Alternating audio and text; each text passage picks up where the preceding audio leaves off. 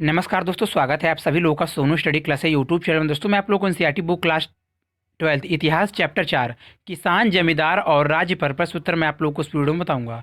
प्रश्न नंबर 1, कृषि इतिहास लिखने के लिए आइन को स्रोत के रूप में इस्तेमाल करने में कौन सी समस्या है? इतिहासकार उन समस्याओं से कौन कैसे निपटते हैं? उत्तर, आइन में कृषि इतिहास के संदर्भ में संख्यात्मक आंकड़ों की दृष्टि से विषमताएं पाई गई हैं। सभी सूबों से आंकड़ों एक ही शक्ल में नहीं एकत्रित किए गए।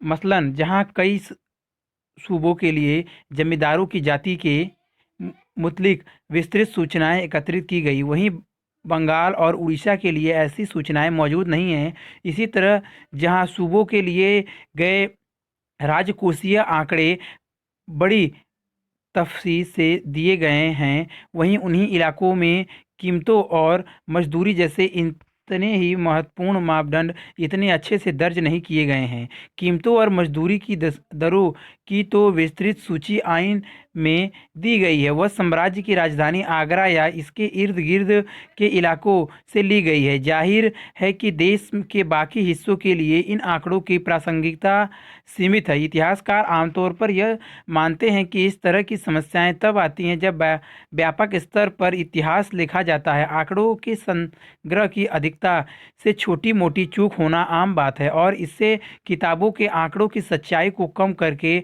नहीं आंका जा सकता। प्रश्न नंबर 2, 16वीं-17वीं सदी में कृषि उत्पादन को किस हद तक महज गुजारे के लिए खेती कर सकते हैं? अपने उत्तर के कारण स्पष्ट कीजिए। उत्तर, 16वीं-17वीं सदी में दैनिक आहार की खेती पर ज़्यादा जोर दिया जाता था, लेकिन इसका यह मतलब नहीं था कि उस काल में खेती केवल गुजारा करने के लिए की जाती थी। तत्कालीन स्रोतों में जिन्स ए कामिल अर्थात सर्वोत्तम फसलें जैसे लफ्ज़ मिलते हैं।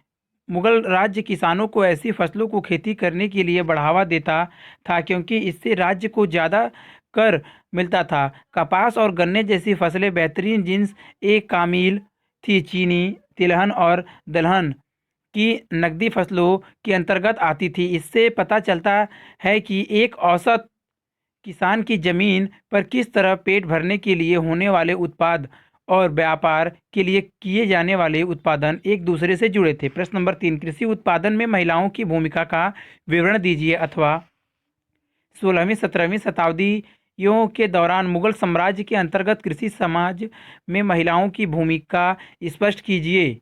उत्तर, मध्यकालीन भारतीय कृषि समाज में उत्पादन प्रक्रिया में महिलाओं की भूमिका महत्वपूर्ण थी। खेतिहर अर्थात किसान परिवारों से संबंधित महिलाएं कृषि उत्पादन में सक्रिय सहयोग प्रदान करती थी तथा पुरुषों के कंधे से कंधा मिलाकर खेतों में काम करती थी। पुरुष खेती की जुताई और हल चलाने का काम करते थे। महिलाएं मुख्य रूप से बुआई, निराई तथा कटाई का काम करती थी और पकी हुई फसल का दाना निकालने में भी सहयोग प्रदान करती थी। वास्तव में मध्यकाल, विशेष रूप से 16वीं और 17वीं शताब्दियों में ग्रामीण इकाइयों एवं व्यक्तिगत खेती का विकास होने के कारण घर परिवार के संसाधन, श्रम, उत्पादन और प्रमुख आधार बन गए थे। अतः महिलाओं और पुरुषों के कार्य क्षेत्र में एक विभाजक रेखा खींचना अर्थात घर के लिए महिला और बाहर के लिए पुरुष कठिन हो गया था।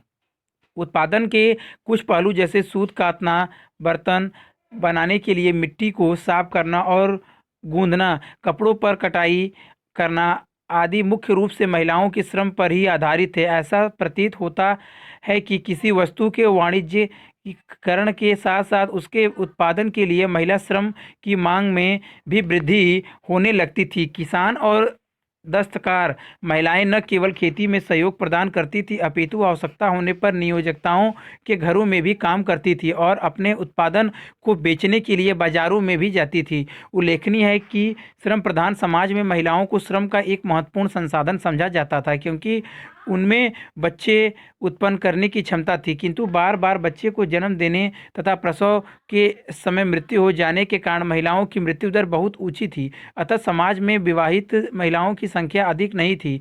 भूमिहर भूमिहर भद्रजनों अर्थात जमींदारों के परिवारों में महिलाओं के पुश्तैनी संपत्ति के अधिकारों को मान्यता प्रदान की जाती थी। तत्कालीन पंजाब के दस्तावेजों में अनेक ऐसे उदाहरण हैं जिनमें महिलाएं मुख्य रूप से विधवाओं के पुश्तैनी संपत्ति के विक्रेता के रूप में अधिकारों की पुष्टि की गई है। इसका स्पष्ट अभिप्राय यह है कि पति की मृत्यु के बाद विधवी का उसका पुश्तैनी संपत्ति में भाग स्वीकार किया जाता था। समकालीन स्रोतों में उपलब्ध उदाहरणों से स्पष्ट होता है कि अनेक हिंदू और मुस्लिम महिलाओं ने उत्तराधिकार में जमींदारियां प्राप्त की थी। वे उन जमींदारियों को बेच सकती थी अथवा गिरवी भी रख सकती थी। बंगाल में भी महिला जमींदारों का उल्लेख मिलता है। उदाहरण के लिए 18वीं शताब्दी की सर्वाधिक विशाल एवं प्रसिद्ध जमींदारी की करता धर्ता एक महिला थी, किंतु हमें याद रखना चाहिए कि महिलाओं की जैव वैज्ञानिक क्रियाओं से संबंधित पूर्वाग्रह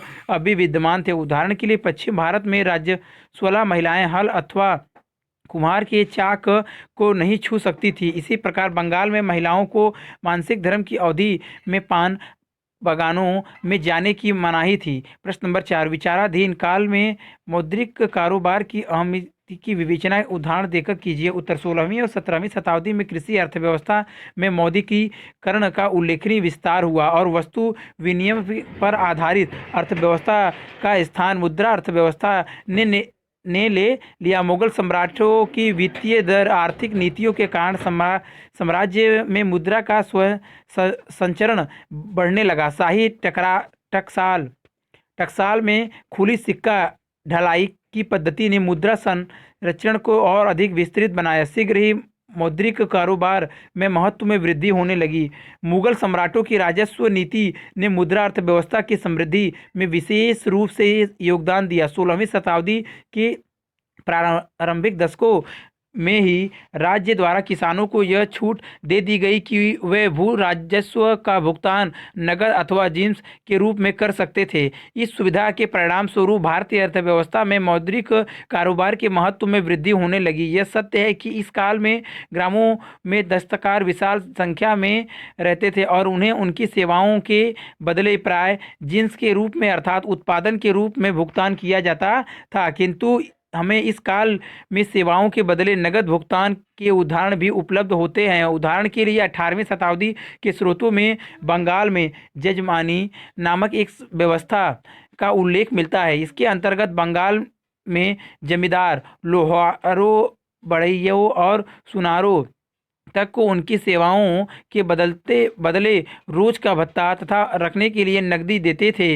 विचाराधीन काल में ग्रामों और शहरों के मध्य होने वाले व्यापार के परिणाम स्वरूप ग्रामों के कारोबार में भी मौद्रिकीकरण का महत्व बढ़ने लगा था। ग्राम समुदाय महाजनों और बंजारों के मध्य से कस्बों और शहरों को अनाज भेजते थे। इस प्रकार ग्रामों में पैसा वापस आ जाता था। मुगल साम्राज्य के केंद्रीय क्षेत्रों में कर की गणना और वसूलने की नगद रूप में की जाती थी। किसान सुविधा एवं इच्छा अनुसार अनाज अथवा नगद रूप में भू राजस्व को भुगतान कर सकते थे, किंतु राज्य नगद रूप में भू राजस्व प्राप्त करना अधिक अच्छा समझता था। निर्यात के लिए उत्पादन करने वाले दस्तकारों को भी उनकी मजदूरी का भुगतान अथवा अग्रिम भुगतान नगद रूप में ही किया जाता था। व्यावसायिक फसलों के उत्पादन ने भी मौद्रिक कारोबार में वृद्धि की। कपास, रेशम अथवा नील जैसी फसलें पैदा करने वाले अपनी फसलों का भुगतान नकदी में ही प्राप्त करते थे। यही कारण है कि हमें 17वीं शताब्दी के सभी भारतीय ग्रामों में सराफों का उल्लेख मिलता है। जमींदारियों के विस्तार ने भी मौद्रिकीकरण के विकास को बढ़ावा दिया। जमींदारों ने किसानों को कृषि योग्य भूमि के विस्तार के लिए प्रोत्साहित किया। उन्होंने किसानों को कृषि संबंधित उपकरण तथा उधार देकर वहां बसने में सहायता प्रदान की। जमींदारियों ने क्रय विक्रय ने ग्रामों में मौद्रिकीकरण की प्रक्रिया को तीव्र बनाया। जमींदार किसानों से राजस्व की मांग नगद रूप में करते थे। वह अपने स्वामित्व की जमीनों की फसल भी बेचते थे। समकालीन स्रोतों से पता चलता है कि जमींदार प्राय अपने बाजारों अथवा मंडियों की स्थापना कर लेते थे। किसान यहाँ अपनी फसल बेचकर नकदी प्राप्त कर लेते थे और जमींदार को कर का भुगतान भी कर देते थे। कारोबार में मौद्रिकीकरण का महत्व बढ़ने के परिणाम स्वरूप किसान उन्हीं फसलों के भुगतान उत्पादन पर बल देने लगे जिनकी बाजार में पर्याप्त मांग थी और जिनकी अच्छी कीमत मिलती थी। व्यापार पर विस्तार ने भी मौद्रिकीकरण को प्रोत्साहन दिया। भारत से निर्यात की जाने वाली वस्तुओं का भुगतान करने के लिए भारी मात्रा में चांदी भारत आने लगी। उल्लेखनीय है कि भारत में चांदी की प्राकृतिक संसाधन नहीं थे। इस प्रकार बाहर से विशाल मात्रा में चांदी आना भारत के लिए वरदान सिद्ध हुआ। इसके परिणाम स्वरूप 16वीं और 18वीं शताब्दी के काल में भारत में धातु मुद्रा, विशेष रूप से चांदी के रुपयों की उपलब्धियों में स्थिरता बनी रही। इससे वहाँ एक और अर्थव्यवस्था में मुद्रा संरक्षण को बढ़ावा मिला तथा सिक्की ढलाई के कार्य का विस्तार हुआ। वहीं दूसरी ओर साम्राज्य को अधिकाधिक राजस्व नगद रूप में प्राप्त होने लगा। प्रश्न नंबर 5, उन सबूतों की जांच कीजिए जो यह सुझाते हैं कि मुगल राजकोषीय व्यवस्था के लिए भू राजस्व बहुत महत्वपूर्ण था। उत्तर, वित्त साम्राज्य रूपी शरीर को मेरुदंड होता है, अतः लगभग सभी मुगल साम्राज्य को सुदृढ़ वित्तीय आधार प्रदान करने के लिए सदैव प्रयत्नशील रहे। जजिया, जकात, खम्स, खीराज, व्यापार, टकसाल, अधीन राजाओं और मनसबदारों से समय समय पर प्राप्त होने वाले उपहार, उत्तराधिकारी विहीन संपत्ति, व्यापारिक एकाधिकार, राज्य द्वारा चलाए जाने वाले उद्योग, विभिन्न प्रकार की चुंगियां आदि राज्य की आय के अनेक साधन थे। उनमें सर्वाधिक महत्वपूर्ण स्थान भू राजस्व का था। भू राजस्व ही साम्राज्य की आर्थिक बुनियाद का आधार था। अतः कृषि उत्पादन पर नियंत्रण स्थापित करने के लिए तथा तीव्र गति से विस्तृत होते हुए साम्राज्य के सभी क्षेत्रों में राजस्व के आकलन एवं वसूली के लिए एक प्रशासनिक तंत्र का निर्माण करना नितांत आवश्यक हो गया। दीवान अथवा वित्त मंत्री, जो संपूर्ण राज्य की वित्तीय व्यवस्था की देखरेख के लिए उत्तरदायी था, इस तंत्र में सम्मिलित था। वित्त के साथ साथ राजस्व विभाग भी उसी के नियंत्रण में था। इस प्रकार आय व्यय का हिसाब रखने वाले अधिकारियों और राजस्व अधिकारियों ने कृषि जगत में प्रवेश किया और शीघ्र ही वे कृषि संबंधों के निर्धारण में एक निर्णायक शक्ति बन गए। लोगों पर कर का भार निर्धारित करने में पहले मुगल राज्य ने जमीन और उस पर होने वाले उत्पादन के विषय में विशेष सूचनाएं इकट्ठा करने का प्रयास किया, पर निर्धारण और वास्तविक वसूली भू राजस्व के प्रबंध के दो महत्वपूर्ण चरण थे। अकबर प्रथम मुगल सम्राट था जिसने भू राजस्व व्यवस्था को सुचारू रूप से व्यवस्थित किया और मध्य युग की सर्वोत्तम भू राजस्व प्रणाली का निर्माण किया। उसने अपने सुयोग्य वित्त मंत्री राजा टोडरमल के सहयोग से भू राजस्व व्यवस्था के क्षेत्र में जिस प्रशासनीय प्रणाली को स्थापित किया वह संपूर्ण मुगल काल में भू राजस्व व्यवस्था का प्रमुख आधार बनी रही। इस प्रणाली को इसी में 10 साला प्रबंध आइन 10 साला जब्ती प्रणाली एवं राजा टोडरमल की भू राजस्व पद्धति आदि नामों से जाना जाता है। अकबर के शासनकाल में भू राजस्व की दो अन्य प्रणालियां भी प्रचलित थी। यह थी एक गल्ला बखी प्रणाली, नंबर 2 नस्क अथवा कनकूत प्रणाली, 10 साला व्यवस्था। 1580 ईस्वी में साम्राज्य के 8 महत्वपूर्ण प्रांतों दिल्ली, आगरा, अवध, इलाहाबाद, मालवा, अजमेर, लाहौर और मुल्तान में प्रचलित की गई 10 साला व्यवस्था की प्रमुख विशेषताएं। नंबर 1, भूमि की पैमाइश। इस प्रणाली के अंतर्गत ऊपर लिखे गए 8 प्रांतों की समस्त कृषि योग्य भूमि की पैमाइश 41 अंगुल व इलाही गज से करवाई गई। 2, भूमि का वर्गीकरण।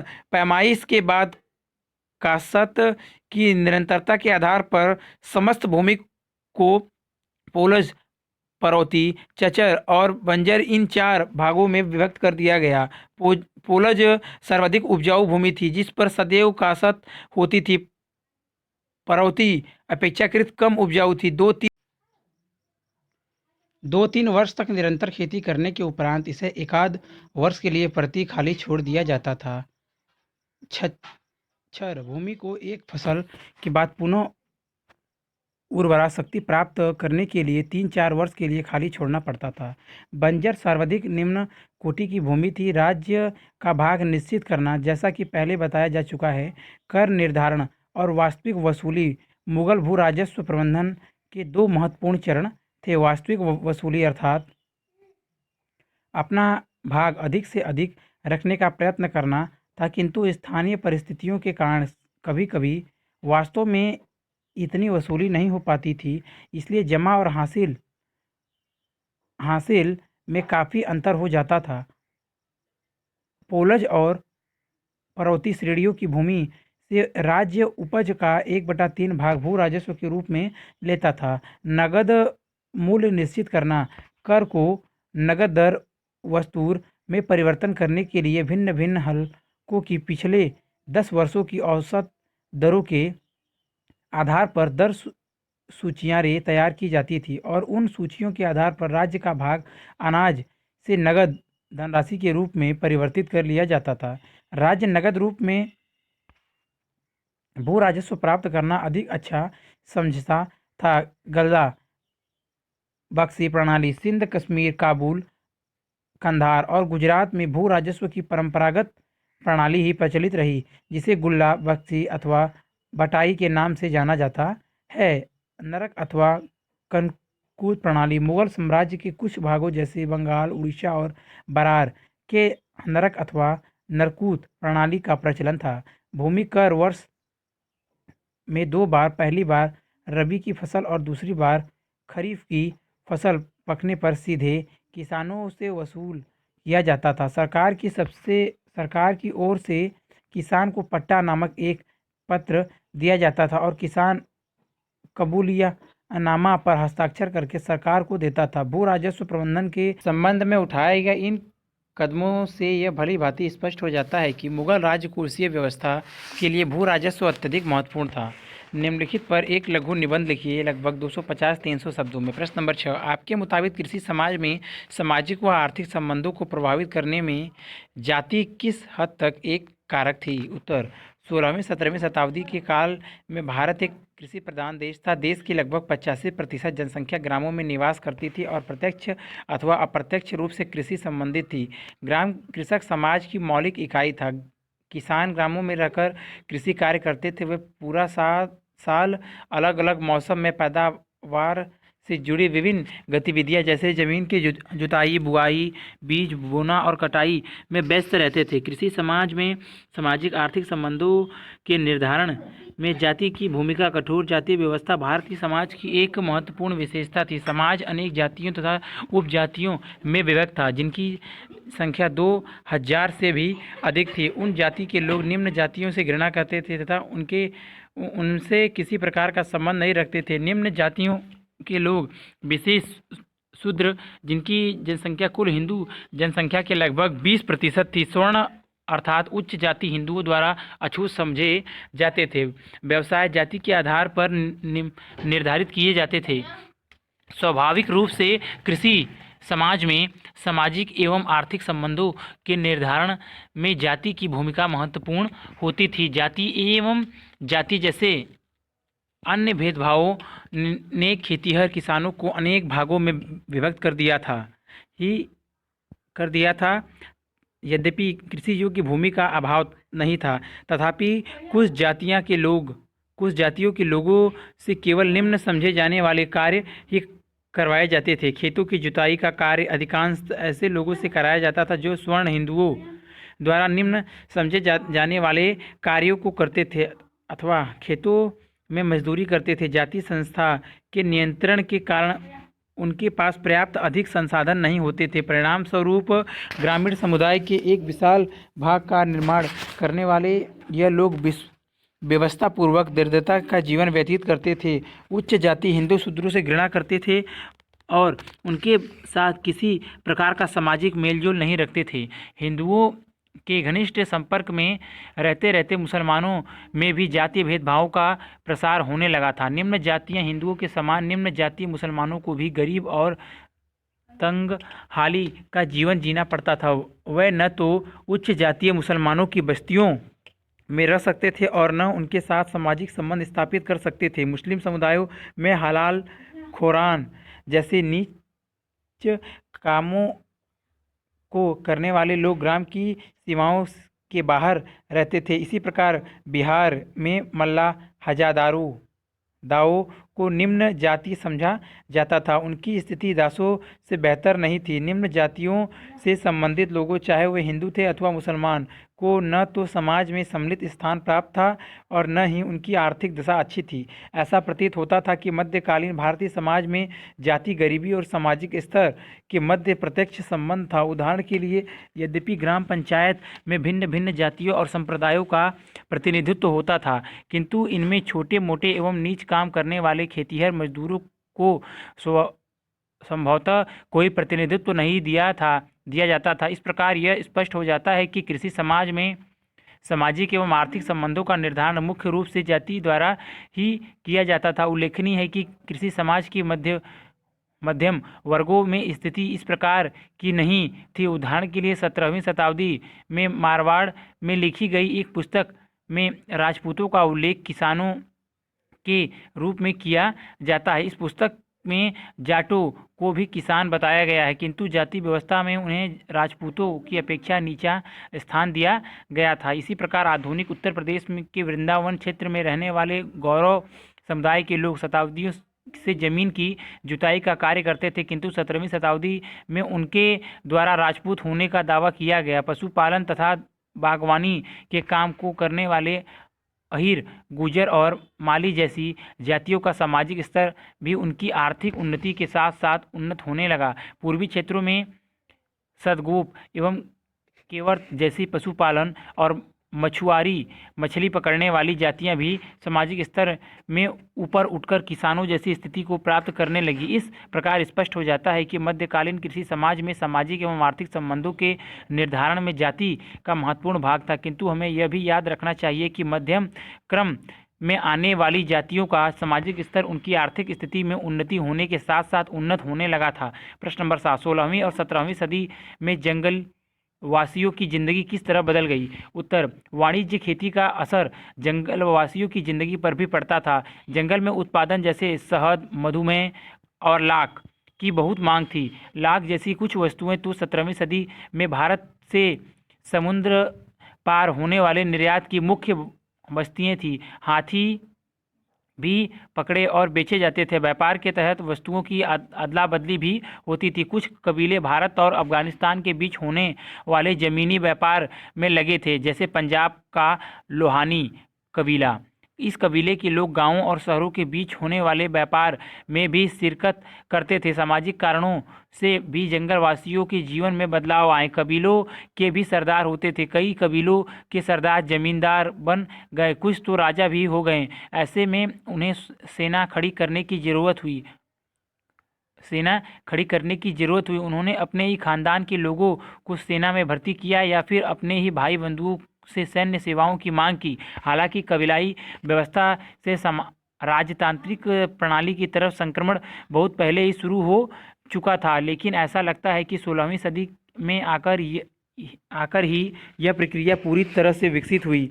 इनकी जानकारी हमें उत्तर पूर्वी इलाकों में कबीलाई राज्यों के बारे में आइन की बातों से मिलती है। उदाहरण के तौर पर 16वीं-17वीं सदी में कोच राजाओं ने पड़ोसी कबीलों के साथ एक के बाद एक युद्ध किया और उन पर अपना कब्जा जमा लिया। जंगल के इलाकों में नए सांस्कृतिक प्रभावों के विस्तार की शुरुआत हुई। कुछ इतिहासकारों ने तो दरअसल यह भी सुझाया है कि नए बसे इलाकों के खेतिहर समुदायों ने जिस तरह धीरे धीरे इस्लाम को अपनाया, उसमें सूफी संतों पीर ने एक बड़ी भूमिका अदा की थी। प्रश्न नंबर 8, मुगल भारत में जमींदारों की भूमिका की जांच कीजिए। उत्तर, 16वीं-17वीं शताब्दी में मुगल भारत में जमींदारों की भूमिका की व्याख्या कीजिए। उत्तर, मुगल भारत में जमींदारों जमीन के मालिक होते थे। ग्रामीण समाज में उनकी ऊंची हैसियत होती थी। जमींदारों की समृद्धि का मुख्य कारण था उनकी विस्तृत व्यक्तिगत जमीन, जिसे मिलिकत कहा जाता था। मिलिकत जमीन पर दिहाड़ी मजदूर काम करते थे। जमींदारों को राज्य की ओर से कर वसूलने का अधिकार प्राप्त होता था। इसके बदले उन्हें वित्तीय मुआवजा मिलता था। जमींदारों के पास अपने किले भी होते थे। अधिकांश जमींदार अपनी सैनिक टुकड़ियों भी रखते थे। जमींदारों ने खेती लायक जमीनों को बसाने में अगुवाई की और खेतिहरों को खेती के साजो सामान व उधार देकर उन्हें वहां बसने में भी मदद की। जमींदारी की खरीद बिक्री से गांवों में मौद्रीकरण की प्रक्रिया में तेजी आई। ऐसे प्रमाण मिलते हैं कि जमींदार एक प्रकार का हाट बाजार स्थापित करते थे जहां किसान अपनी फसलें बेचने आते थे। इसमें कोई संदेह नहीं कि जमींदार शोषणकारी नीति अपनाते थे, लेकिन किसानों के साथ उनके रिश्तों में पारंपरिकता, पैतृकतावाद और संरक्षण की भावना रहती थी। यही कारण है कि तत्कालीन साहित्यों में जमींदारों को अत्यंत क्रूर शोषक के रूप में नहीं दिखाया गया है। किसान प्राय राजस्व अधिकारियों को ही दोषी ठहराते थे। परवर्ती काल में अनेक कृषक विद्रोह हुए और उनमें राज्य के खिलाफ जमींदारों को अवसर किसानों का समर्थन और सहयोग मिला। प्रश्न नंबर 9, पंचायत और गांव का मुखिया किस तरह से ग्रामीण समाज का नियमन करते थे, विवेचना कीजिए। अथवा 16वीं 17वीं शताब्दियों में मुगल ग्रामीण भारतीय समाज में पंचायत की भूमिका की व्याख्या कीजिए। दिल्ली 2014। उत्तर 16वीं और 17वीं शताब्दियों के काल में ग्रामीण समाज में पंचायत और मुखिया का अत्यधिक महत्वपूर्ण स्थान था। ग्रामीण समाज के नियंत्रण में उनकी महत्वपूर्ण भूमिका थी। पंचायत ग्राम पंचायत सामान्यतः ग्राम के सम्मिलित एवं महत्वपूर्ण बुजुर्गों जिसके पास अपनी संपत्ति के पुश्तैनी अधिकार होते थे की सभा होती थी। इस प्रकार ग्राम पंचायत एक अल्पपंथ के रूप में कार्य करती थी जिसमें भिन्न भिन्न जातियों एवं संप्रदायों के लोगों का प्रतिनिधित्व होता था, किंतु छोटे मोटे एवं निज कार्य करने वाले खेतिहर मजदूरों को संभवतः पंचायत में कोई प्रतिनिधित्व नहीं दिया जाता था। मुखिया मुकहद अथवा मंडल प्रत्येक पंचायत का एक ही मुखिया अथवा अध्यक्ष होता था जिसे मुकद्दम अथवा मंडल कहा जाता था। तत्कालीन स्रोतों से पता लगता है कि मुखिया का चुनाव ग्राम के बुजुर्गों को सहमति से किया जाता था।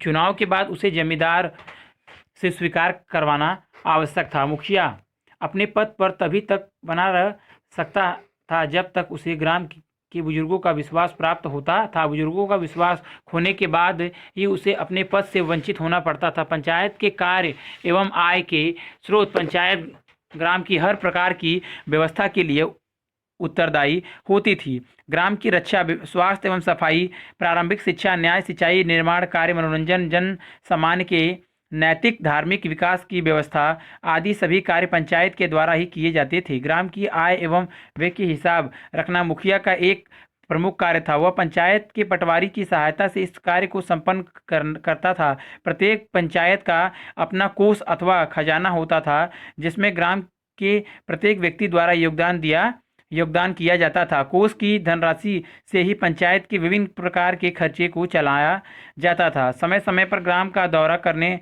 वाले कर अधिकारियों की खातिरदारी का खर्च भी इसी धनराशि से पूरा किया जाता था। इस कोष का उपयोग बाढ़ जैसी प्राकृतिक विपत्तियों का सामना करने के लिए तथा कुछ सामुदायिक कार्यों को करने के लिए भी किया जाता था। उदाहरण के लिए मिट्टी के छोटे छोटे बांध बनाने अथवा नहर खोदने के कार्य जो किसान स्वयं नहीं कर सकते थे, पंचायत के कोष से कराए जाते थे। पंचायत एवं मुखिया ग्रामीण समाज के नियामक के रूप में मध्यकालीन भारत में पंचायत का सर्वाधिक महत्वपूर्ण कार्य ग्रामीण समाज का नियंत्रण करना था। पंचायत यह प्रयास करती थी कि ग्राम में रहने वाले भिन्न भिन्न समुदायों के लोग अपनी अपनी जाति के नियमों का पालन करें तथा अपनी भूमि की सीमाओं को पार न करें। इस प्रकार जाति की अवहेलना रोकने के लिए जन सामान्य के आचरण पर नियंत्रण स्थापित करना मुखिया अथवा मंडल का एक महत्वपूर्ण कार्य माना जाता था। हमें याद रखना चाहिए कि हिंदू समाज